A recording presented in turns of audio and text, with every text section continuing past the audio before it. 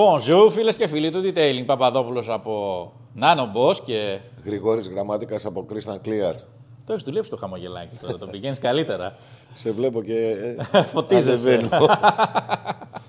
Και εσύ λάμπεις που έλεγες στην εκπομπή. Λοιπόν, πάμε να δούμε κάτι επίκαιρο που έχει να κάνει με τις βροχές που είναι τώρα η σεζόν που έχει πολλές βροχές και πώς θα διαβροχοποιούμε το παρμπρίζ, πώς καθαρίζουμε τα τζάμια, τι τρόποι υπάρχουν, ποιος είναι ο καλύτερος, ποιος είναι ο πιο δόκιμος, ποιος είναι ο πιο αποτελεσματικός. Ασφαλές. Ακριβώς.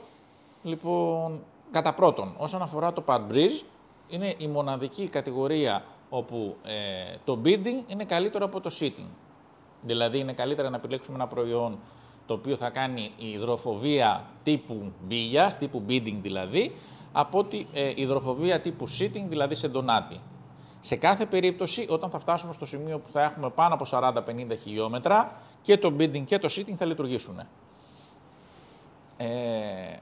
Οι περισσότερες εταιρείες όταν κάνουν προϊόν το οποίο συσχετίζεται συγκεκριμένα με κρίσταλα, δηλαδή συγκεκριμένα μόνο για το τζάμι, βλέπε Glassboss της Nanoboss, εστιάζουν στο bidding.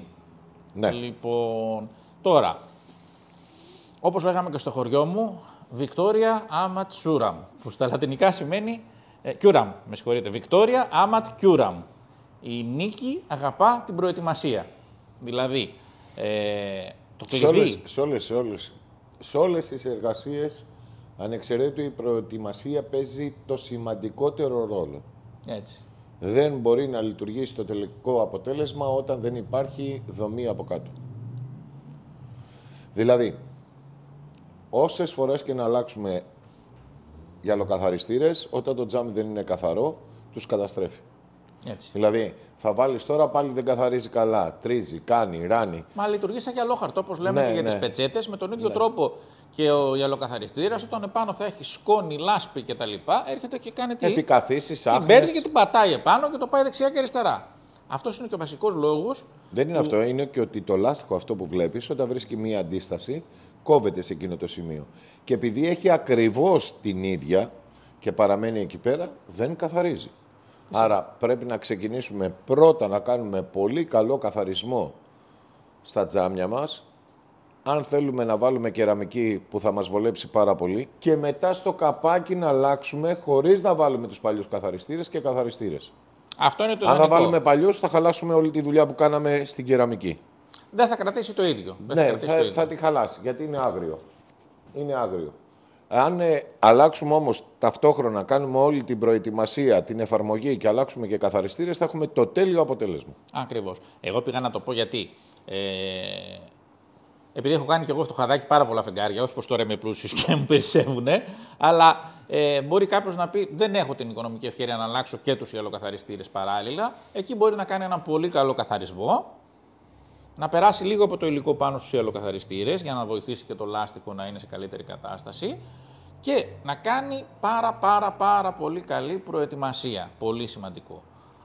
Και ένα δεν άλλο... θα έχει το 100% το αποτέλεσμα. Δεν θα το έχει. Το είπαμε αυτό εξ αρχής. Αυτό είναι δεδομένο. Είναι εύλογο, όπως το εξήγησες κιόλας και οπτικά που μας έδειξες και το καλαμάκι, όταν κάτι είναι καινούριο και πάει και πατάει σε μια επιφάνεια η οποία έχει λιγότερες αντιστάσεις, γιατί θα έχει το κεραμικό, φυσικά θα λειτουργεί πιο αποτελεσματικά και φυσικά και το κεραμικό θα κρατήσει πολύ περισσότερο. Έτσι. Τώρα, εάν για το χύψη λόγο κάποιος δεν έχει την οικονομική ευκαιρία να αλλάξει και τους γυαλοκαθαριστήρες παράλληλα ή τους άλλαξε πολύ πρόσφατα, κάνει ένα πολύ καλό καθαρισμό και περνάει και λίγο από το υλικό πάνω στα λάστιχα. Υπάρχουν ειδικά εργαλεία για τους γυαλοκαθαριστές, το οποίο είναι ένα πράγμα σαν ξηράφι που περνάει και κόβει πάρα πολύ λίγο, σαν να κάνει ένα πολύ καλό καθαρισμό, δηλαδή να βγάλει αυτό το ψηλό που έχει απάνω και μένει το λάστιχο από κάτω. Δεν το κάνεις με ένα ξηράφι μόνο σου. Που είναι σαν σπιρτόκουτο. Και το μπράβο. Και κόβει πάρα πολύ, δηλαδή ένα πολύ ελάχιστο, όπως είναι, ξέρω εγώ, η ζελατίνα από εδώ πέρα. Απλώς ισιώνει την επιφάνεια. Ναι. Κατάλαβες. Μπορεί να κάνει και αυτό. Αμέ. Και ένα άλλο κομμάτι σημαντικό ήταν από τα πρώτα που μας είχαν πει στην Γερμανία όταν εκπαιδευόμασταν για το πώς περνάμε επιστρώσεις στα τζάμια και μας είπανε μην προσπαθείτε να καθαρίσετε τα πλαϊνά λάστιχα από το παρμπρίζ. Δεν θα καθαρίσουν ποτέ, θα καταστρέψετε όλες τις πετσέτες σας και το λάστιχο. Αυτά τα λάστιχα πάντα βγάζουν πάρα πολύ βρωμιά και ποτέ με όποιο καθαριστικό και να βάλουμε, ό,τι και να κάνουμε, δεν πρόκειται να σταματήσει να βγάζει μαυρίλες. Είναι και το κάψιμο που παθαίνουν από τη. Δηλαδή. Μα είναι ο τύπος του πλαστικού τέτοιος, σχεδόν σε όλα τα αυτοκίνητα. Τώρα. Δεν ήταν έτσι από παλιά. Δηλαδή βλέπεις λάστιχα από αυτοκίνητα που είναι του 80 και δεν είναι το ίδιο. Η ποιότητα της κατασκευής, θα το ξαναπούμε άλλη μια φορά, έτσι. Έχει γίνει Ναι, αλλά της Κυριακής χαράς και της Δευτέρας λύπης. Έχουμε σώσει την καρέτα όμως. Λοιπόν. Αυτό λοιπόν, το οποίο είναι και αλήθεια, δηλαδή αν προσπαθήσουμε να καθαρίσουμε τους ελαιοκαθαριστήρες και πάρουμε μια πετσέτα ανοιχτού χρώματος, θα γίνει μαύρη. Το ίδιο ισχύει και άμα κάνουμε περιμετρικά το παρμπρίζ, τα λάστιχα του παρμπρίζ. Εκεί λοιπόν, αν προσπαθούμε και δίνουμε έμφαση και καθαρίζουμε ξανά και ξανά, το μόνο που θα καταφέρουμε είναι να κάνουμε 10 πετσέτες για πέταμα και να αποδυναμώσουμε και τα λάστιχα. Το ιδανικό είναι λοιπόν να εστιάσουμε στο να καθαρίσουμε το κρίσταλο, αυτό καθεαυτό, και αφού τελειώσουμε και κάνουμε το βασικό καθαρισμό, να περάσουμε και λίγο από το υλικό και πάνω στα λάστιχα. Κακό δεν πρόκειται να κάνει. Λοιπόν. Μην με κοιτάς συνέχεια γιατί θα ερωτευτούμε. Κοίτα λίγο και την κάμερα. Σε λίγο θα ερωτευτούμε. Σταμάτα. Λοιπόν. Πώς καθαρίζουμε τώρα, πώς γίνεται η προετοιμασία.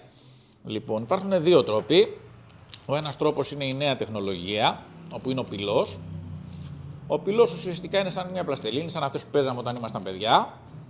Δεν νομίζω ότι πλέον παίζουν τα παιδιά με πλαστελίνες. Και κάνει τι, έρχεται και πατάει πάνω στην επιφάνεια και βγάζει τις όποιες επικαθίσεις. Αυτόν τον πυλό λοιπόν το χρησιμοποιούμε και στα κρίσταλα, αλλά και στις βαφόμενες επιφάνειες του αυτοκινήτου, για να αφαιρέσουμε τις όποιες επικαθίσεις. Τα εξογκώματα δηλαδή, μαζεύει με τη φορά, μαζεύει τα εξογκώματα. Ακριβώς. Και αναλόγως στην ποιότητα του πυλού δεν κάνει ζημιά στην επιφάνεια. Σε ένα βαθμό θα κάνει λίγο. Στη βαφόμενη θα κάνει. Μια ραχνούλα θα την κάνει. Όχι, υπάρχουν μαλακοί πυλοί που δεν το κάνουν.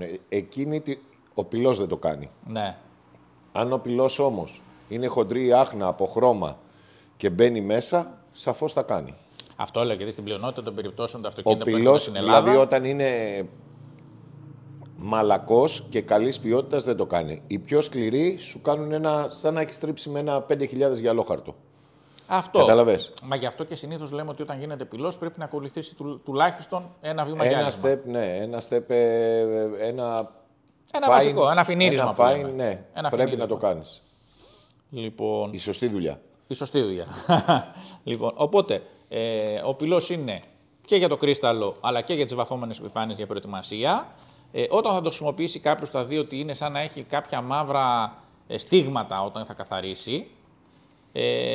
Θα κόψετε το μισό.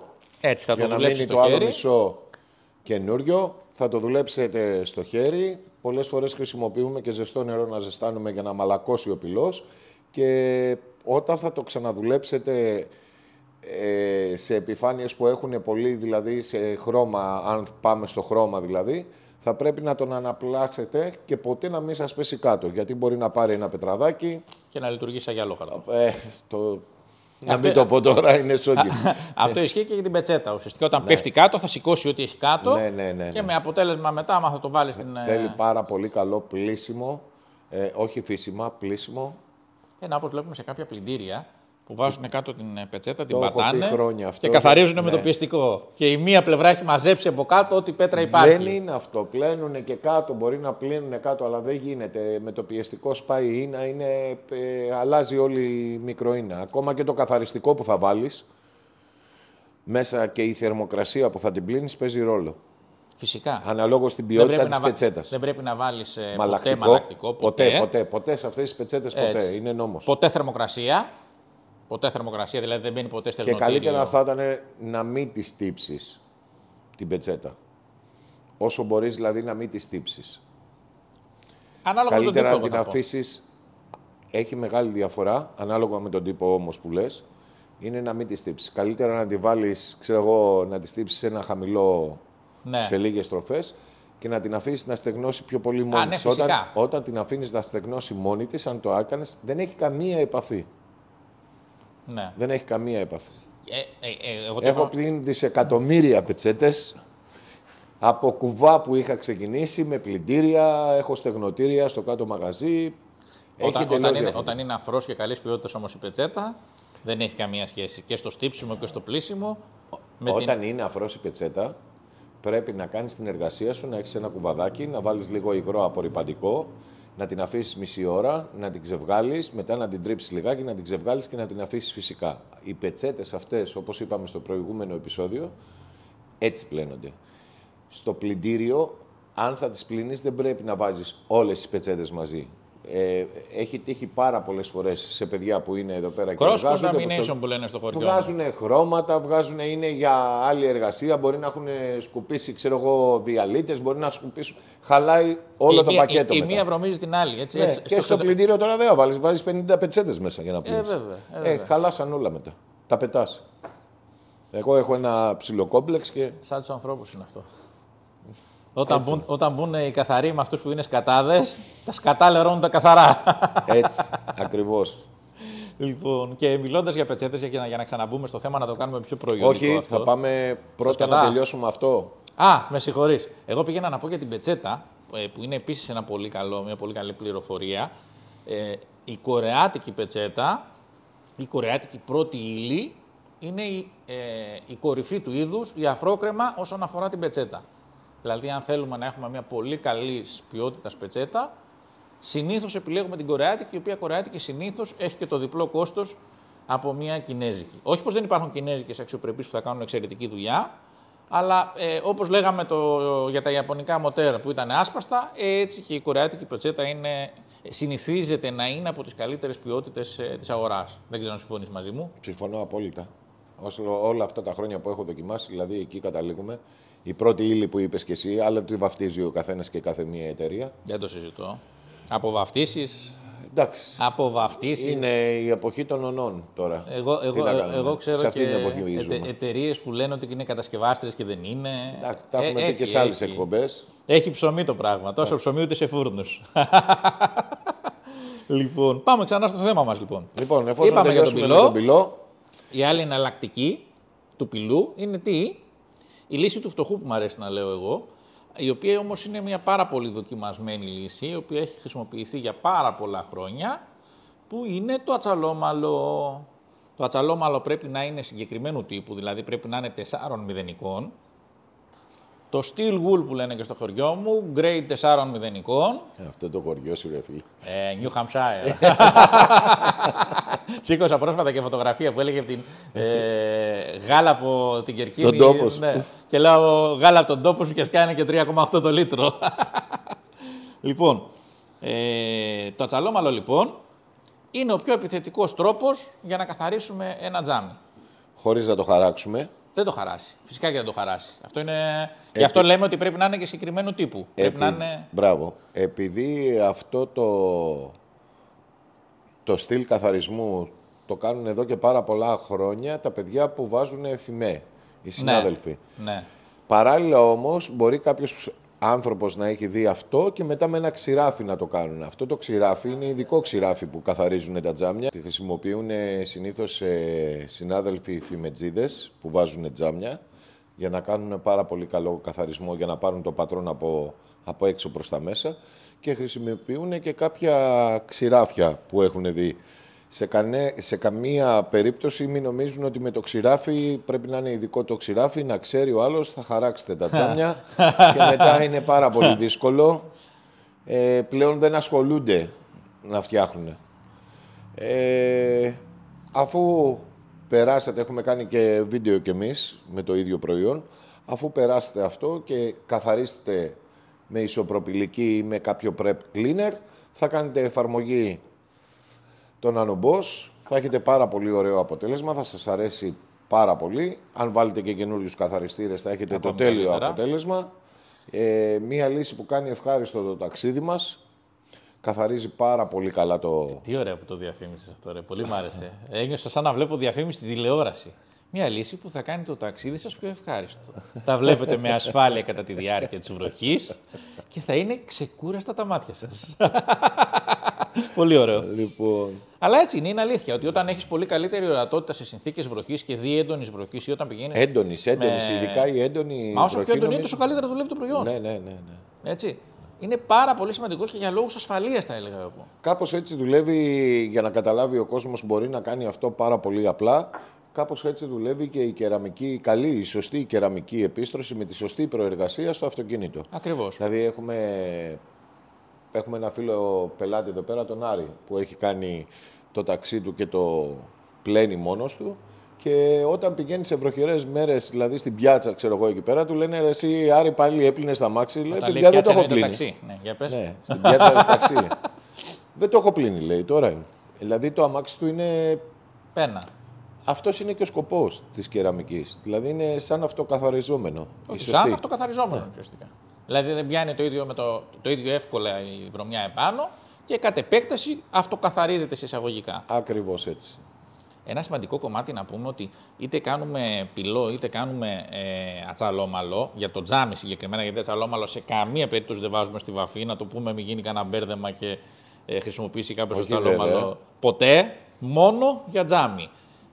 Είτε βάλουμε πυλό λοιπόν, είτε βάλουμε το ατσαλόμαλο στο τζάμι μας, αφού γίνει αυτός ο καθαρισμός, θα γίνει και η επιφάνεια πολύ πιο στρωτή, πολύ πιο μαλακή. Πιο γλιτσερή. Ναι, δηλαδή το χαϊδεύεις και είναι πάρα πολύ μαλακό. Θα φεύγει πολύ εύκολα το χέρι μας. Έτσι καταλαβαίνουμε ότι έγινε και ο σωστός καθαρισμός.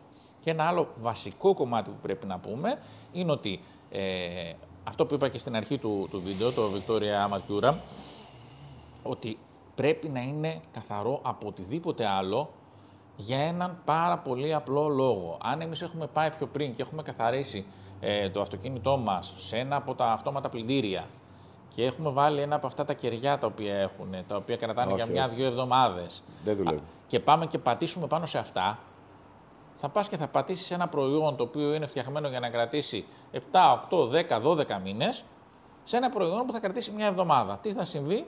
Το προϊόν δεν θα δέσει με την επιφάνεια, θα δέσει με αυτό το φτηνό υλικό και κατ' επέκταση, αν ήταν να κρατήσει τόσους μήνες όσους υπόσχεται, δεν θα κρατήσει ούτε το μισό. Είναι σαν να θέλεις να βάλεις μία χαρτοτενία κάπου και να μην έχεις καθαρίσει καλά την επιφάνεια. Δεν θα κολλήσει. Ακριβώς. Πολύ ωραίο παράδειγμα. Αυτό το πράγμα. Δεν θα κολλήσει. Πολύ ωραίο πράγμα. Και σε αυτή την περίπτωση το βλέπουν και πολλοί, ξέρω εγώ, ότι πάνε πλένουν ένα αυτοκίνητο, ξέρω εγώ, και μετά πάνε να το χαρτώσουν, να βάλουν ταινία κάπου και δεν κολλάει η ταινία. Πω, είναι βλακεία η ταινία. Δεν είναι βλακεία η ταινία. Δεν είναι καθαρή η επιφάνεια. Έτσι. Γι' αυτό το λόγο. Υπάρχουν κεριά, λάδια, υπάρχουν διάφοροι παράγοντες που δεν επιτρέπουν την επαφή των δύο υλικών. Και καταλαβαίνεις ότι δεν έχει γίνει και σωστή προετοιμασία. Ναι. Γιατί για να μην κολλάει η ταινία σημαίνει ότι η επιφάνεια συνεχίζει και έχει κάποια κεριά. Στην προκειμένη περίπτωση, όταν βάλεις κεραμική επίστρωση, μπορεί να μην τη δουλέψεις, αλλά αυτές οι κεραμικές επιστρώσεις που είναι σωστές είναι για τις πρώτες 20 μέρες. Δεν μπορείς να κολλήσεις κάτι. Μετά κολλάνε. Δηλαδή, κάποιοι που θέλουν να επισκευάσουν και να κάνουν PDR και με τη λεγόμενα βεντουζάκια που κολλάνε, τις πρώτες μέρες δεν θα μπορέσουν να το φτιάξουν. Μετά από 15-20 μέρες μπορούν, γιατί γίνεται ένα σώμα, μία δομή, δεν υπάρχει αυτή η γλιτσερότητα, γι' αυτό λέμε ότι και σε 10 μέρες είναι έτοιμη η κεραμική, δεν υπάρχουν οι διαλύτες, έχει εξαερώσει το υλικό και μπορείς να λειτουργήσεις. Δεν είναι ότι δεν μπορείς να λειτουργήσεις, γιατί και κάποιοι λένε ότι ξέρεις κάτι, δεν μπορώ να στο φτιάξω, έχει κεραμική, δεν φτιάχνεται. Δεν το λένε οι επαγγελματίες που κάνουν PDR, το λένε αυτοί που δεν έχουν ασχοληθεί. Γίνεται αυτό το πράγμα. Και να κολλήσεις ταινία πάνω στο αυτοκίνητο μπορείς. Ότι έχει την επαφή. Εμένα με βλέπεις και δεν μιλάω, γιατί πολλές φορές εγώ το έχω ακούσει σαν παράπονο ότι δεν μπορούν να κολλήσουν πράγματα όταν υπάρχει. Όχι μόνο η κεραμική, ακόμη και στο Ritz και στο τέτοιο που είναι sealer. Στο? Ακόμη και στο Ritz που είναι sealer. Το sealer έχει άλλη δομή. Στην κεραμική λέμε. Ναι. Το sealer έχει μία άλλη δομή. Δεν ξέρω ότι έχει άλλη δομή, αλλά θέλω να πω. Το sealer μένει στην επιφάνεια. Δεν είναι όπως οι κεραμικές επιστρώσεις που μπαίνουν μέσα στην επιφάνεια. Εξαρτάται. Τώρα. Πάμε να το κάνουμε ανάλυση. Κάτσε, γιατί θα τσακωθούμε τώρα. Ας το κουβεντιάσουμε. Λοιπόν. Πάμε. Ποια είναι η βασική δομή? Εμείς πρέπει να κάνουμε τον καλό και τον κακό. Δεν ξέρω. Και πρέπει να βλέπει ο κόσμος και να βρούμε μία λύση. Ναι. Ούτως ώστε η κουβέντα που γίνεται αυτή τώρα, έτσι σε αυτό το χρόνο και τη δίνουμε στον κόσμο να την καταλάβει, μπορεί να γίνει σε ένα κατάστημα. Με ένα πελάτη. Αυτό πελάτη. δείχνει ότι υπάρχει και ειλικρίνεια. Μπράβο. Ότι δεν το έχουμε προσυζητήσει, Ναι. προετοιμάσει και εγώ θα πω αυτό, εσύ θα πεις εκείνο. Ναι. Βγαίνει από τη ροή της κουβέντας. Μπράβο. Λέω λοιπόν, αυτό είναι ένα πάρα πολύ ωραίο μαθηματάκι που θα προκύψει από αυτό πάνω στα χημικά και για επαγγελματίες και για ιδιώτες. Μπράβο. Λοιπόν, το Ritz, το οποίο είναι κεραμικό σίλερ. Τα πουλήσαμε όλα, μην ψάχνεις. Μάρε παιδί μου, αμάν. Πουλάει, σαν ζεστό κουλούρι. Το Ιμπρές και το Ritz. Λοιπόν, αυτό ήταν το πρώτο κεραμικό σίλερ που φέραμε, που ήταν από τα πρώτα κεραμικά σίλερ στην ελληνική αγορά. Και αυτό είναι το αδερφάκι του, που έχει πολύ περισσότερο υγρό γυαλί μέσα, το διοξείδιο του πυρητίου που λέμε. Λοιπόν, το SiO2. Η ειδοποιώς διαφορά είναι ότι αυτό είναι πιο πολύ, πλησιάζει πιο πολύ στην φιλοσοφία και εφαρμογή του κεριού, δηλαδή έχει πιο μαλακή υφή, αλλά αυτό έχει πιο έντονη υδροφοβία και μεγαλύτερη εντοχή φυσικά. Λοιπόν, αυτό έχει πιο πολύ κερί μέσα, πιο πολύ καρναούμπα. Γι' αυτό μας δίνει και ένα τόνο πιο πολύ λάμψη και γυαλάδα. Ακριβώς. Και είναι και στο χάδι και στη λάμψη πιο έντονο. Στην υδροφοβία όμως το κερδίζει το Ritz. Και στην αντοχή το κερδίζει. Και στην αντοχή. Στο χρονικό. Ακριβώς. Τώρα, ποιες είναι οι διαφορές των κεραμικών αυτών με ένα κεραμικό. Συνήθως Κεραμικών σίλερ. Ναι, αυτά είναι κεραμικά σίλερ, αυτό λέω. Η πλειονότητα των κεραμικών επιστρώσεων έχουν ως ένα από τα κυρίαρχα συστατικά τους το διοξείδιο του πυρητίου, το SiO2. Δεν είναι όμως ο αποκλειστικός παράγοντας ο οποίος δίνει την αντοχή. Είναι ένας από τους παράγοντες. Γιατί αν ήταν ο αποκλειστικός, υπάρχουν και εταιρείες που ισχυρίζονται ότι βάζουν μέσα 90 και 95% υγρό γυαλί. Αν ήταν λοιπόν ο αποκλειστικός παράγοντας αυτός, εκείνα τα κεραμικά θα ήταν το νούμερο 1 σε πωλήσεις παγκοσμίως, δεν θα υπήρχε άλλος αντίπαλος, θα βάζαν όλοι 95% μέσα και θα τελείωνε το ζήτημα. Είναι ένα σύνολο πραγμάτων που δημιουργούν την αντοχή σε μια κεραμική επίστρωση, που μεταξύ αυτών είναι και οι διαλύτες, είναι και πολλά άλλα χημικά που θα μπουν μέσα που δεν θυμάμαι ονόματα για να σας εντυπωσιάσω, αλλά είναι ένα σύνολο χημικών στοιχείων που έρχονται και φτιάχνουν το τελικό αποτέλεσμα. Γι' αυτό κάποια κεραμικά μυρίζουν έντονα, κάποια κεραμικά δεν μυρίζουν. Κάποια κεραμικά σκουπίζονται εύκολα, κάποια κεραμικά δεν σκουπίζονται. Κάποια κεραμικά αντέχουν πάρα πολύ, κάποια κεραμικά δεν αντέχουν. Το γεγονός ότι όλα κρυσταλλώνουν δεν σημαίνει ότι όλα μπαίνουν μέσα στον ίδιο κουβά. Η αρχή της κουβέντας όμως ήταν ποια? Το κεραμικό σίλερ έχει την ίδια φιλοσοφία με την κεραμική επίστρωση. Σε ένα βαθμό ναι. Γιατί και στο κεραμικό... Σε κάποιες παροχές. Ναι. Δεν έχει καμία σχέση. Ούτε η αντοχή, ούτε η αντοχή, ούτε η ποιότητα προστασίας.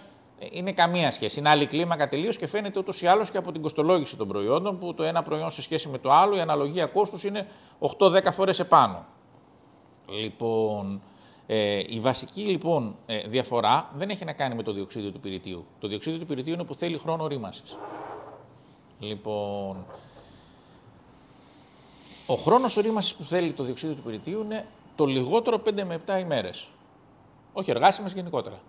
Λοιπόν, αν περάσουν αυτές οι 5 με 7 ημέρες χωρίς να πληθεί με κάποιο χημικό τρόπο και χωρίς να βραχεί, θα πάρει το μέγιστο αποτέλεσμα που μπορεί να πάρει από πλευράς αντοχής και ορίμασης. Γιατί θα βγουν οι διαλύτες. Αυτό λοιπόν είτε γίνει με το Ritz είτε γίνει με την κεραμική επίστρωση, το τελικό αποτέλεσμα θα είναι παρεμφερές. Η βασική τους διαφορά θα είναι η αντοχή. Εκεί είναι δηλαδή το κλειδί της όλης υπόθεσης.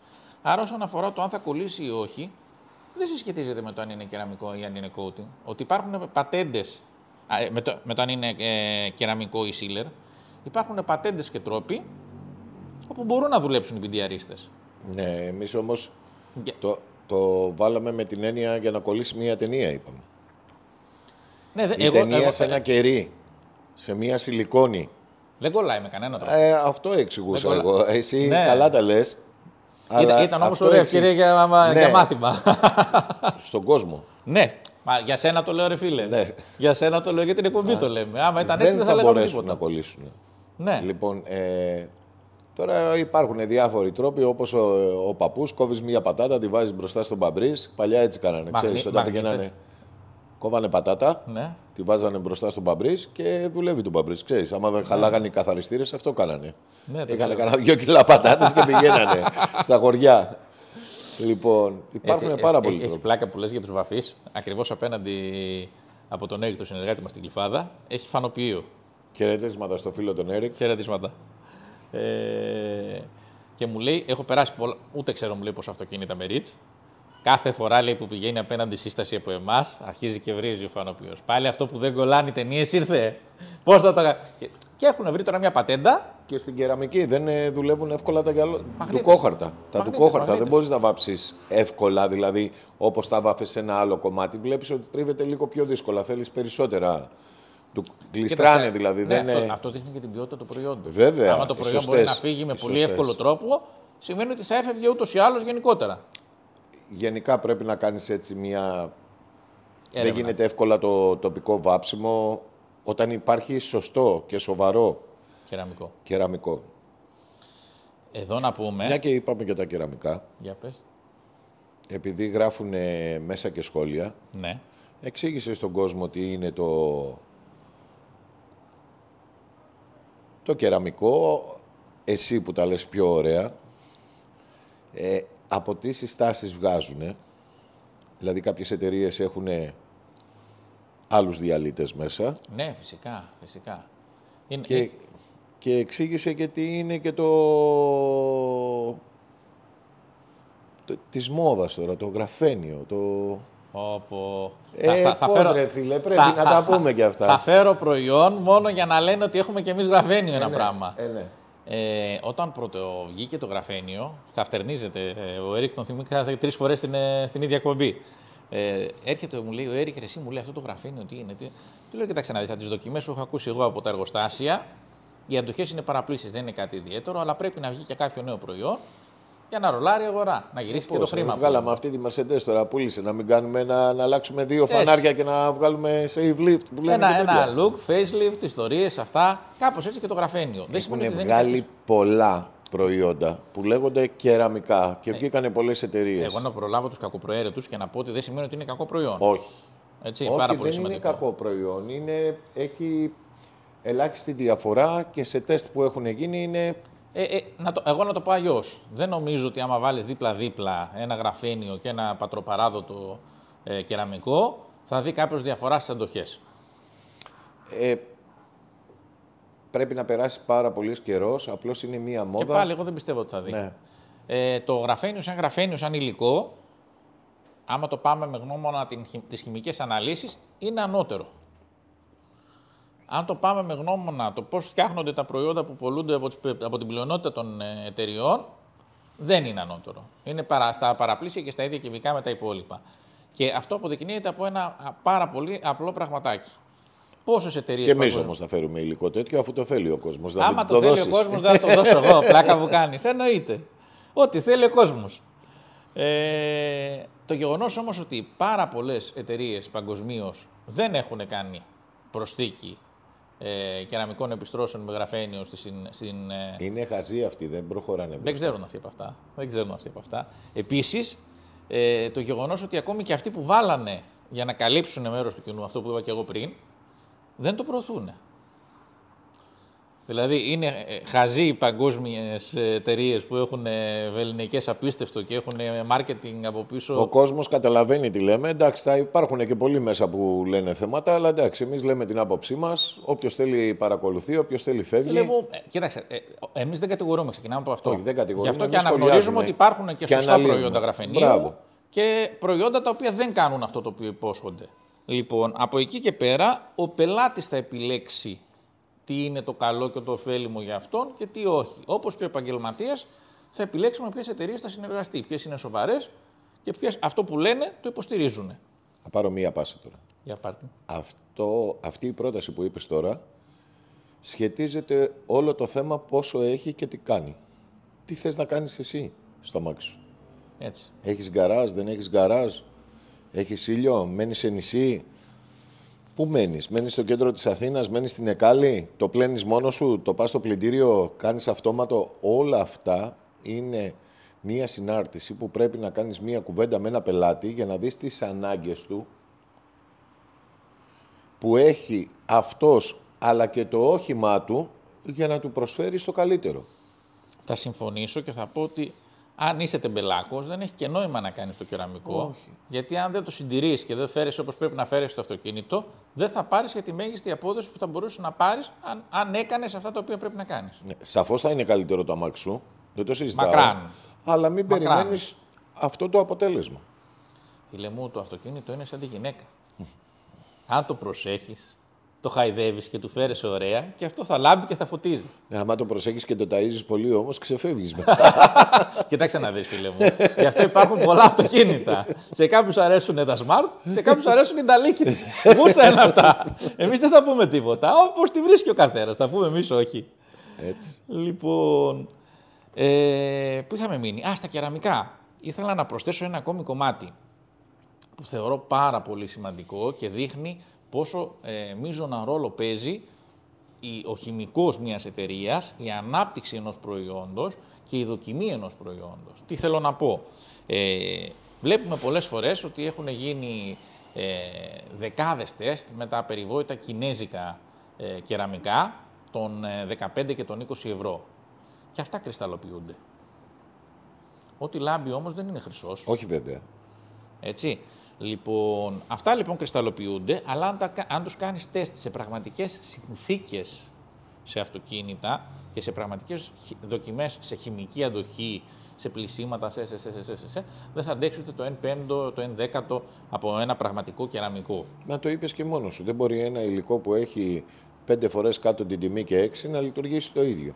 Έτσι. Απλώς είναι σαν τον άνθρωπο που σχολίαζε πριν τα παπούτσια που φοράω. Λοιπόν, όταν παίρνεις, ξέρω εγώ, 3-4 ζευγάρια και λες δεν δίνω 150, 200, 250 αναλόγως, γιατί υπάρχουν παπούτσια που έχουν τόσο, βλέπεις ότι τα φοράς και στο μήνα πάνω, αν τα φοράς, δεν κουράζεσαι. Τα φοράς και πετάς που έλεγε η διαφήμιση. Κουράζεσαι. Αυτά τα παπούτσια είναι για να βγεις για μια βόλτα. Δεν είναι για καθημερινή χρήση. Δεν είναι ότι παίρνεις ένα παπούτσι γιατί είναι ακριβό και το πήρα γιατί είναι ακριβό γιατί το φοράς εσύ. Καταλαβες, είναι τι σε βολεύει. Κοίταξε, στην Δηλαδή δεν θα πάω να πάρω εγώ ένα τζιπ για να κυκλοφοράω και να πηγαίνω στο σπίτι μου. Δεν θα πάρω όμως και μια Jaguar για να πηγαίνω να πούμε πάνω στα βουνά. Ναι. Υπάρχουν όμως άνθρωποι που παίρνουν μια Jaguar και πάνε στα βουνά. Αδερφέ, κάθε προϊόν έχει τον αγοραστή του. Μπράβο. Και κάθε αγοραστής έχει την τρέλα του. Μπράβο.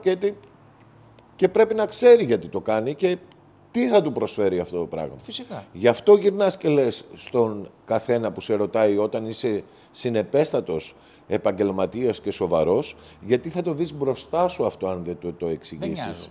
Είναι και πολύ όμως, όπως το είπε στην προηγούμενη εκπομπή, ότι δεν θέλει να ακούσει. Σου λέει βάλε μου ό,τι καλύτερο. Δεν είναι μόνο αυτό. Θες να σου πω ένα άλλο παράδειγμα. Θα πέσουν κάποιοι να μας φάνε, αλλά εγώ θα το πω πάρα αυτά.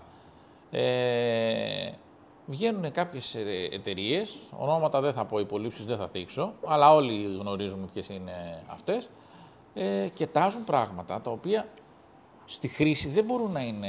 Καλά, τώρα έχει μαλακώσει το θέμα. Στην αρχή, πριν πολλά χρόνια, λέγανε δεν είναι το ίδιο όπως ήταν παλιά. Τώρα μιλάμε με πήρε 7-8 χρόνια. Χθες με πήρε συνεργάτης και μου λέει Παναγιώτη, με πήρε η τάδε εταιρεία και μου λέει δίνει εγγύηση στο κεραμικό της 100 πλησίματα σε βούρτσα αυτοκινήτου. Πες μου εσύ ότι πιστεύεις ότι υπάρχει κεραμικό που θα περάσει 100 φορές σε βούρτσα πλαστική.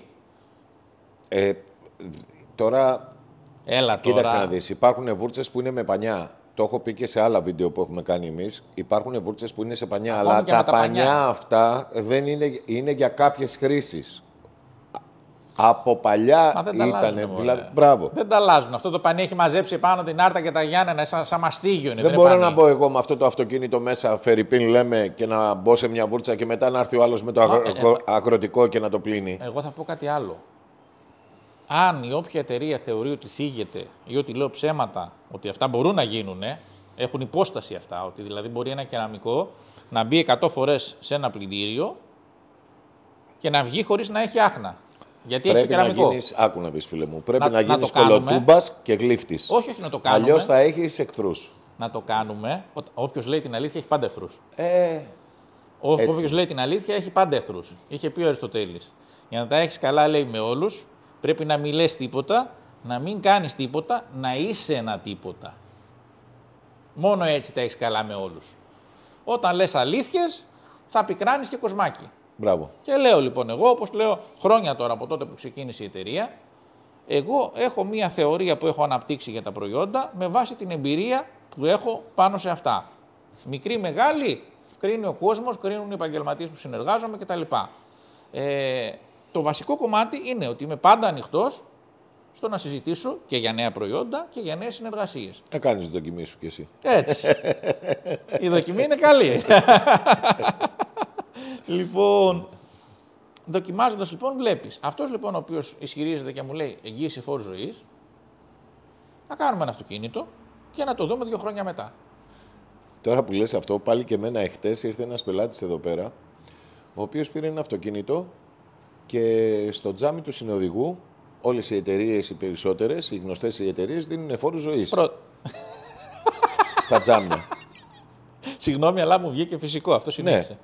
Στα τζάμια, φόρου ζωής. Ναι, η Τριαμή, η Λουμάρη, η Μάντικο, δίνουν φόρου ζωής. Α, για το φημέ λες, νόμιζα για κεραμική επίστρωση, γι' αυτό ξεκαρδίστηκα να γελάω. Όχι, ναι, για το φημέ, εντάξει, οκ. Ναι. Το φόρο ζωής σε εισαγωγικά πάλι είναι. Δηλαδή, δεν μεταφέρεται. Εσύ, αν θα κρατήσεις ένα αυτοκίνητο, εγώ δηλαδή, και το πουλήσεις στα 5 χρόνια, δεν μεταφέρεται. Πρώτον. Ναι. Αλλάζει ζωή γι' αυτό. Ναι. Μα σε ενημέρωσα, υποτίθεται και σου είπα, δεν είναι σε γρατζουνιά γιατί την έχεις κάνει εσύ. Ο σωστός επαγγελματίας πρέπει να γνωρίζει ποια αυτοκίνητα έχουν πρόβλημα στις τσιμούχες, γιατί πολλά αυτοκίνητα έχουν στις τσιμούχες. Πρέπει να γίνουν επισκευή, γιατί με το ανέβα-κατέβα έχεις δει κάποια αυτοκίνητα που κάνουν γραμμές κάθετες. Αυτό είναι από την τσιμούχα, δεν φταίει το φημέ που έχεις βάλει απάνω. Το οποίο πρέπει να. Αυτός που βάζει το φημέ απάνω πρέπει να γνωρίζει, να ενημερώσει τον πελάτη, να ξέρει κατασκευαστικά τι γίνεται. Δεν μπορείς να τα ξέρεις τα καινούργια αυτοκίνητα, αλλά τα καινούργια αυτοκίνητα δεν έχουν τέτοια θέματα. Είναι κάποια παλιά, κάποια Citroën, κάποια Peugeot, κάποια Mercedes, κάποια Saxo. Δηλαδή υπάρχουν κάποιοι τύποι αυτοκινήτων που το κάνουν. Ναι, μπορεί το βλέπεις, που έχει αυτές σαν γραμμές, σαν έχει χαραχθεί πάνω το τζάμι. Ναι, το κάνουν και στο τζάμι, όχι μόνο στη μεμβράνη που θα βάλεις. Ναι, φυσικά. Και υπάρχουν και μεμβράνες που υπάρχουν πάρα πολλές, που βλέπεις, ξέρω εγώ, κάτι τιμές. Δεν μπορεί να λέει ο ένας 200 ευρώ, λέμε τώρα ένα νούμερο και ο άλλος να σου λέει 70. Και το Λίντι έχει βάλει μεμβράνες. Δεν ξέρω αν το έχεις δει. Ναι, χρόνια τώρα. Έχουν βάλει μεμβράνες. Υπάρχουν και κινέζικες μεμβράνες. Τα οποία μετά, άμα είναι μέσα στον ήλιο, μετά από 5-6 χρόνια τα βλέπεις κάπως μοβ. Κοίταξε. Δηλαδή... η φιλοσοφία του αγοραστή των Lidl είναι ότι αν μου βγάλει 2-3 χρόνια είναι μια χαρά. Εγώ δεν είμαι κατά σε αυτό. Για βγάλει τη μετά τη μεμβράνη. Αυτό είναι άλλο έργο. Αυτό είναι άλλο έργο. Μισό λεπτό. Για να βγάλεις τη μεμβράνη και να βάλεις μία άλλη, η κόλλα που μένει απάνω, φίλε, δεν μπορείς να φανταστείς τι γίνεται. Εγώ πώς δεν μπορώ. Εάν δεν τη βγάλεις εκείνη την ώρα, κόλλησε όλη η σκόνη, είναι μία ιδέα, χάλασε τις τσιμούχες, είναι πάρα πολύ μεγάλη ταλαιπωρία να βγει. Αυτό πήγα να πω, οι εργατοώρες που θα πρέπει να... Είναι αυτά που λέμε, μπράβο, που κάποια στιγμή είχαμε κάνει ένα βίντεο που είχα κάνει εγώ και πέσαν όλοι απάνω μου, που σε λίγο έχουμε πει. Θα έρθουν αυτά τα πράγματα. Θα τα συζητήσουμε εδώ πέρα με σωστούς επαγγελματίες και θα δούμε όλοι αυτοί που έχουν μπει δικαστές για να μας δικάσουν ποιος έχει δίκιο. Έρχεται το πλήρωμα του χρόνου και δικαιώνει πάντα. Μπράβο. Και τους σωστούς και τους λάθος. Και βλέπεις από τότε που έχουμε αρχίσει μέχρι τώρα, οι κουβέντες προσωπικές που έχουμε κάνει έχουν βγει όλες στην επιφάνεια. Σε προσωπικό επίπεδο που μιλάμε εμείς, δεν χρειάζεται να ξέρει. Ναι. Αλλά τα βλέπεις ότι... Ρε εσύ, όταν τώρα μας παίρνουν και μας λένε άλλα σε εμάς και μετά βγαίνουν και άλλα λένε στα social. Και... εντάξει τώρα. Είμαστε ένας χώρος, δυστυχώς, και το έχω πει πολλές φορές, τύφλα να έχουν τα κομμωτήρια, κατίνες. Κατίνες. Δηλαδή δεν κοιτάει ο καθένας τη δουλειά του και το μαγαζί του, κοιτάει τι κάνει ο διπλανός, πώς θα κατηγορήσει το διπλανό, πώς θα κάνει το διπλανό. Ναι, δεκτό. Κάποιες συμπεριφορές μπορείς να τις σχολιάσεις και να τις κατακρίνεις είτε να τις αποδεχθείς. Αλλά σε ένα σημείο στο οποίο να έχουμε κάποια στεγανά και κάποια όρια. Δηλαδή... Ναι, γίνονται μερικοί ανθρώποι θανατικοί, μπορώ να πω, είναι σαν και αυτούς που είναι στο γήπεδο. Εγώ δεν παρακολουθώ γήπεδο και τέτοια, βλέπεις ότι δεν είμαι... Βλέπω κάποιους ανθρώπους που λέει ο άλλος, ναι, είμαι Ολυμπιακός, αλλά ωραία μπάλα έπαιξε η ΑΕΚ, ωραία... Ναι. Δηλαδή, Τον βλέπεις και είναι κάποιος άλλος που λέει δεν κοιτάω τίποτα, μόνο ο Ολυμπιακός, μόνο εκείνο, μόνο το άλλο. Όλοι είναι κουτσί, όλοι είναι εκείνο. Δηλαδή κάπως έτσι έχει φτάσει.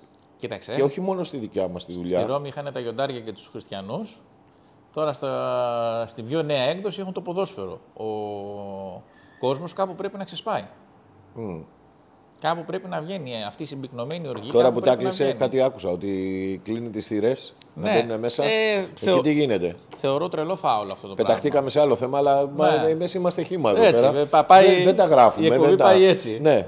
Λοιπόν, ρε φίλε, δεν είδες ότι ένας αστυνομικός χαροπαλεύει, έχασε το πόδι του, το ακροτηριάσανε. Γιατί τώρα, γιατί πήρε ο άλλος φωτοβολίδα ναυτικού τύπου και την πέταξε και χτύπησε, λέει, και την ασπίδα και τον χτύπησε στο πόδι. Ναι. Ένα τι παιδί γίνεται 31-33 χρονών. Και λέω τώρα, αυτός ο άνθρωπος καταστράφηκε φόρου ζωής. Πάει το πόδι του, ποιος ξέρει τι άλλα κουσούρια μπορεί να το αφήσει. Ναι. Έτσι.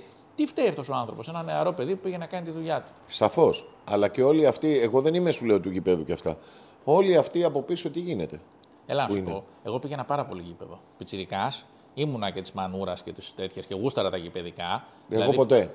Όχι, εγώ τι ψέματα να πω, δεν υπάρχει. Εγώ μια φορά πήγα και μόλις είδα εκεί πέρα τι γίνεται, δεν ξαναπήγα. Όχι, εμένα μου άρεσε. Δεν ήταν το. Αλλά δεν μπήκα ποτέ στη φάση της μανούρας. Δηλαδή να πάω να χτυπήσω έναν αστυνομικό χωρίς να έχω λόγο να τον χτυπήσω. Να πάω να ψάξω να δώσω ραντεβού με κάποιον για να δαρθούμε χωρίς λόγο σε κάποιο. Φίλε, δεν γίνονται αυτά τα πράγματα. Είναι μια. Πού θέλω να σου καταλήξω. Πηγαίνω μια μέρα στο γήπεδο. Πιτσιρικάς τώρα, 17. Και είχα μπερδέψει τις θύρες που μπαίνει στους οπαδούς. Ευτυχώς δεν φορούσα διακριτικά. Ήμουνα με μπουφάν κανονικό. Και δεν θα ήσουν εδώ ακόμα. Το έχω κάνει άλλη μια φορά, 2 φορές έχω γλιτώσει. Λοιπόν, και πάω εκεί να περάσω ανάμεσα από τους αστυνομικούς. Γράφτε σχόλια κακά τώρα. Δεν έχει μυαλό, αυτό σας μιλάει τώρα. Κάποιες φορές όταν έχεις πολύ τύχη, ισοφαρίζει τις λάθος επιλογές. Η τύχη είναι πολύ μεγάλος παράγοντας, φίλε μου. Και μιλάω στον αστυνομικό που ήταν, φαντάσου, όπως είναι έτσι τώρα, χωρίζανε τις θύρες οι αστυνομικοί. Και λέω να περάσω λίγο. Και λέει, όχι, λέει, από εδώ είναι, λέει, για την άλλη ομάδα. Για τους αεξτζίδες. Και του λέω, αεξτζής είμαι. Όχι, μου λέει, δεν περνάς, μου λέει. Λέω, μα το εισιτήριο θα το πάρω μπροστά εκεί, λέω, είμαστε συνεννοημένοι. Τι εισιτήριο να σου δείξω, πώς θα σου δείξω το εισιτήριο που δεν πήρα. Και πετάγεται από δίπλα άλλος αστυνομικός και λέει, αυτός είναι εντάξει, λέει, άστο να περάσει, τον ξέρω. Και λέω, οι αστυνομικοί, αυτούς που τους βλέπουν συνέχεια στο γήπεδο, σταμπάρουν ποιοι είναι αυτοί που θα κάνουν τις μανούρες, αυτοί που θα κάνουν τα επεισόδια. Αν ήθελαν, μπορούσαν μέσα σε μία νύχτα να τα κλείσουν όλα. Να κλείσουν και τους οργανωμένους, να κλείσουν και τη βία. Εδώ διακυβεύονται άλλα πράγματα που δεν θα μάθουμε ποτέ. Τέλος πάντων, το πάμε πολύ βαθιά, ναι. Και δεν θέλουν να το κλείσουν. Εγώ αυτό θα πω. Δεν είναι ζήτημα αν μπορούν, είναι ζήτημα αν θέλουν. Γιατί αυτά τα είναι πολλά τα χρήματα, φίλε, όταν είναι. Φίλε, αυτά γίνανε εκτός γηπέδου. Για ποιο λόγο κλείνει το γήπεδο.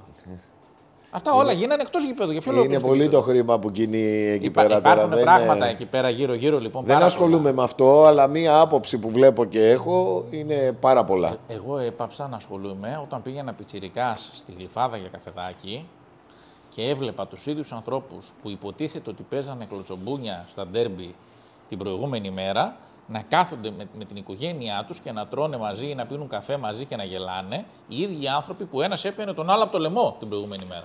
Αυτό είναι ψυχολογικό, ρε φίλε, δηλαδή κάτι δεν πάει καλά. Έτσι. Όχι, το πουλάνε. Αυτό θέλει να δει ο κόσμος. Άμα λοιπόν ο κόσμος. Δεν έχω ασχοληθεί, δεν έχω άποψη. Ναι, άμα ο κόσμος ξέρει ότι. Άμα εγώ μανουριάζω με σένα, ξέρουμε ότι πουλάει, ναι. θα ανταλλάζουμε μπινελίκες σε κάθε εκπομπή. Γιατί λες αυτό το πράγμα πουλάει, ρολάρει. Ας είμαστε μετά κολλητοί. Όπως γίνεται και στην πολιτική, Ακριβώς. Ακριβώς. Αλλά μαζί τα φάγαμε. Μπορεί να μένεις, ας πούμε, στην Εκάλη και να το παίζεις λαϊκός τύπος. Ναι. Δεν γίνεται, ρε φίλε. Λαϊκός τύπος θα είσαι ή θα είσαι στην Εκάλη. Δεν γίνεται και τα δύο. Τέλος πάντων. Και το ποδόσφαιρο, όπως και η πολιτική, για μένα, σαν Παναγιώτη, είναι όλα ίσωμα. Είναι όλοι οι ίδιοι, αλλάζουν μόνο τα χρώματα. Δεν πρέπει να υπάρχει φανατισμός, να είσαι φανατικός και να πηγαίνεις σε ακραία πράγματα και πρέπει να βλέπεις με ανοιχτό βλέμμα τα πάντα. Και να δοκιμάζεις. Η δοκιμή είναι μεγάλη υπόθεση. Δεν ξέρω, εσύ έλεγες από την αρχή ότι σ' αρέσουν οι δοκιμές. Πρέπει, φίλε. Καλό είναι να δοκιμάζουμε. Αλλά να έχεις και αυτογνωσία όμως, έτσι. Μην λες μετά ότι ξέρεις κάτι εις γνώση σου, δηλαδή φυσικά. Πλήρωσες, έδωσες, χαράμισες χρόνο. Κοίταξε, παθαίνεις και μαθαίνεις. Ναι, παθαίνεις και μαθαίνεις. Τα καλύτερα μαθήματα πρώτα τα πληρώνεις και μετά τα παίρνεις. Έτσι είναι η εμπειρία. Η εμπειρία έτσι έρχεται. Πρώτα κάνεις το λάθος, το πληρώνεις και μετά μαθαίνεις από το λάθος σου. Έτσι. Γι' αυτό λέμε ότι υπήρχε μια έκφραση παλιά, βάλε μπίπ εσύ, το άρε πουτάνα έμπειρε. Ναι. Δεν ξέρω αν τη θυμάσαι. Άρε πουτάνα έμπειρε λέγανε. Και το λέγανε και για τους ποδοσφαιριστές και για τους μάστορες. Γιατί όταν ο άλλος έχει κάνει κάτι για 20-30 χρόνια ή έχει εξυπηρετήσει χιλιάδες άτομα σε ένα συγκεκριμένο κομμάτι, έχει δει τόσα πράγματα το μάτι του και διαφορετικά, που από ένα σημείο και μετά, από την εμπειρία και μόνο ξέρει τι θα κάνει. Ξέρει αν θα πρέπει στο δικό μας το χώρο να γυαλοχαρτάρει ή να κόψει με χοντρό, με γούνα. Ναι, ο καθένας έτσι είναι. Ξέρει αν θα πρέπει να λυθεί ή δεν θα πρέπει να λυθεί. Ή ο μηχανικός αυτοκινήτων ξέρει να σου πει ότι μόνο που το ακούει έχει πρόβλημα εκεί. Ή πατώντας τον γκάζι να σου πει αυτό δεν μεταφέρει εκεί. Μηχανική τώρα, άλλο. Άλλη ιστορία ο πόνος, έτσι. Το ξέρεις και εσύ τώρα. Καλά, εμένα με γδάρανε. Άλλαξε αυτό, άλλαξε εκείνο, άλλαξε τ' άλλο, άλλαξε αυτό, άλλαξε εκείνο, άλλαξε τ' άλλο. Έχεις ράψανε αλλάξει ένα κοστούμι αυτοκίνητο καλό, δεν ολόκληρο για να είναι... Εντάξει, για όνομα του Θεού. Εμένα δεν με ενόχλησε τόσο, το είχα πει και τότε, το ότι μου ράψανε το κοστούμι. Με ενόχλησε η κοροϊδία του πράγματος. Δηλαδή, πώς μπορούν και δεν σέβονται τα μαλλιά τους και τα χρόνια τους και τα παντελόνια τους και είναι τόσο μεγάλοι απατεώνες. Τόσο. Και το όνομά σου όταν έχεις φτιάξει ένα όνομα έξω δηλαδή. Ρε αδερφέ, μην το κάνεις ρε φίλε. Να σου πω κάτι, θα το καταλάβω σε έναν άνθρωπο που είναι πιτσιρίκος και φυτοζωή και παλεύει για τα προστοζήν και λέω... Βέβαια, να σου πω κάτι. Αυτοί είναι που μένουνε. Ένας που δουλεύει σωστά δεν θα τον δεις να πάει μπροστά. Πάντα. Είναι στάσιμος. Να σου πω τα παράσιτα υπάρχουν παντού και πάντα. Στάσιμος. Πώς το βλέπει ο καθένας. Εμένα μου αρέσει και λέω εντάξει είμαι εκεί. Εγώ είμαι εντάξει απέναντί μου, είμαι εντάξει εκεί. Θα μπορούσα να πάω λίγο παραπάνω με αυτόν τον τρόπο που θέλω εγώ, ναι. Με τον άλλο τρόπο δεν θέλω, φίλε. Εδώ θα σου πω μια τάκα που έλεγε ο πατέρας μου. Γιατί έφτιασα αίμα για να φτάσω εδώ. Ο άλλος κάπως άλλος έφτασε. Κάπως αλλιώς έφτασε. Δεν θέλω να το κάνω αυτό το πράγμα κολοτούμπα της κολοτούμπας και να δω ότι... Θυμάσαι ότι είχα πει και σε κοινό γνωστό, ο οποίος έκανε κινήσεις, που του είπα ότι αν θα καθίσεις με τους λύκους, θα πρέπει να ξέρεις ότι οι λύκοι δαγκώνουν. Και σε μένα έχουν τύχει τέτοιοι συνάδελφοι, που πλέον δεν μιλάμε, που θα έπρεπε να μιλάμε, δεν μιλάμε. Δεν ξέρω το λόγο για δεν μιλάμε, εντάξει, αλλά... Τι να πω, ρε φίλε. Καλύτερα ένα φρικαλαίο τέλος παρά μια φρίκη δίχως τέλος. Ναι, εντάξει, κοίταξε. Και εγώ το προσπάθησα και οι άλλοι το προσπαθήσανε, δεν έβγαινε, αλλά νομίζοντας ότι θα κάνουν άλλες συνεργασίες και εγώ την έχω πατήσει και μπορεί να την πατήσω. Να σου πω κάτι, δεν γίνεται να μην κάνεις λάθη. Πρέπει να μην δουλεύεις.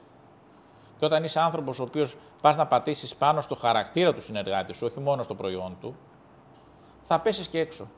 Εδώ αδερφός τον αδερφό κυνηγάει. Ναι. Και πατέρας και μάνα το γιο. Δεν σέβεται κάποιος όταν του δίνεις απλόχερα κάποια πράγματα. Νομίζει ότι ήταν η καθημερινότητα και μίλησες μαζί του. Δεν σκέφτεται ότι ξέρεις κάτι, αυτό που του είπες, ότι σε βοήθησε, ότι θέλει καλοπροαίρετα να το κάνει και μετά γυρνάει να σου βγάλει το μάτι. Αυτό είναι που έφτιαξες, γυρνάει να σου βγάλει το μάτι. Για να τελειώσω εγώ την ατάκα που πήγα να σου πω πριν, μου έλεγε ο πατέρας μου όταν ήμουν νεαρός, όπου ήμουν πολύ πιο φιλοχρήματος, κύριοι είμαστε γιατί είμαστε εμείς κύριοι. Το τι κάνουν οι άλλοι είναι δική τους υπόθεση. Σαφώς. Και εγώ το απαντούσα τότε επειδή ήμουν πολύ πιο φιλοχρήματος, έχει αλλάξει πολύ η φιλοσοφία μου από τότε. Του έλεγα με το να είσαι κύριος δεν σου δίνουν τζάμπα ψωμί στο φούρνο. Θα πρέπει να το πληρώσεις. Οπότε καλύτερα να είναι γεμάτη η τσέπη σου παρά να σε λένε κύριο. Τώρα το λέω και πάω να συγκινηθώ κιόλας. Έχει αλλάξει πολύ η φιλοσοφία μου. Έχει αλλάξει η φιλοσοφία σου προς τι? Πάνω στους ανθρώπους που έχουμε γύρω μας. Είναι πολύ σημαντικό να έχουμε χρήματα για να μπορούμε να έχουμε ένα αλφαβιωτικό επίπεδο. Αλλά... Που θέλει να το φτάσει ο καθένας στο βιωτικό του επίπεδο. Και δεν είναι και δηλαδή, το μόνο. Δηλαδή εσύ που βάζεις τώρα τη μουσική θέλω κότερα ελικόπτερα και θέλεις συνέχεια να ακούς αυτή τη μουσική. Όχι, αυτό ξέρεις ότι είναι έχεις χαβαλές. βάλει ένα στόχο. Ναι, και καλά χιούμορ κάνουμε. Ναι. Έχεις βάλει ένα στόχο να έχεις κότερα και ελικόπτερα. Τον έχω βάλει το στόχο. Αλλά δεν θα κάνω συμφωνία και με το διάβολο. Α, μπράβο. Δηλαδή, ξέρεις και εσύ πάρα πολύ καλά. Άμα θέλει ο Θεός να στα δώσει, θα στα δώσει. Αυτό είναι μια άλλη κουβέντα. Ή αυτή η ανώτερη δύναμη, δεν ξέρω πώς θέλει να το πάρει, δωδεκάθεος, ο καθένας ό,τι θέλει να πει. Ναι. Αν θέλει να στα δώσει, θα στα δώσει. Το να πατήσεις πάνω επιπτωμάτων ή σε άλλους ανθρώπους για να κερδίσεις εσύ και να γίνεις από τη μια στιγμή στην άλλη με χρήματα, δεν νομίζω ότι... Αυτό ή το έχεις ή δεν το έχεις. Ναι. Δεν νομίζω ότι μπορεί να εκπαιδευτεί. Ναι. Ή είσαι κοπρόσκυλο ή δεν είσαι. Ή είσαι απατεώνας ή δεν είσαι. Είναι κατοικής επιλογή το κοπρόσκυλο. Σαν τέτοιο, γιατί το κοπρόσκυλο, αν το πάρει σπίτι σου, είναι το καλύτερο ζωάκι του κόσμου. Δεν είναι αυτή, δεν είναι ούτε κοπρόσκυλα, είναι σιγάματα, είναι παράσιτα. Είναι παράσιτα για την κοινωνία. Είναι πώς έχεις περάσει και στη ζωή σου, πώς έχεις μεγαλώσει, τι έχεις βιώσει. Έχει ένα βιβλίο η Κατερίνα Μονανεδάκη, μια παλιά. Δεν είναι πλέον εν ενεργεία, δεν είναι μεγάλη γυναίκα ηλικιακά. Πανέξυπνη, πάρα πολύ ευφυή συγγραφέας, η οποία έχει γράψει ένα βιβλίο «Παναγία μου, ίδια η μάνα μου έγινα». Το Παναγία μου νομίζω είναι δική μου προσθήκη, η ίδια η μάνα μου έγινα πρέπει να είναι ο τίτλος. Κορυφαίο από πλευράς χιούμορ, και βλέπω ότι σε μένα τουλάχιστον, όσο περνάνε τα χρόνια, πλησιάζω στις συμπεριφορές που κατηγορούσα στον πατέρα μου.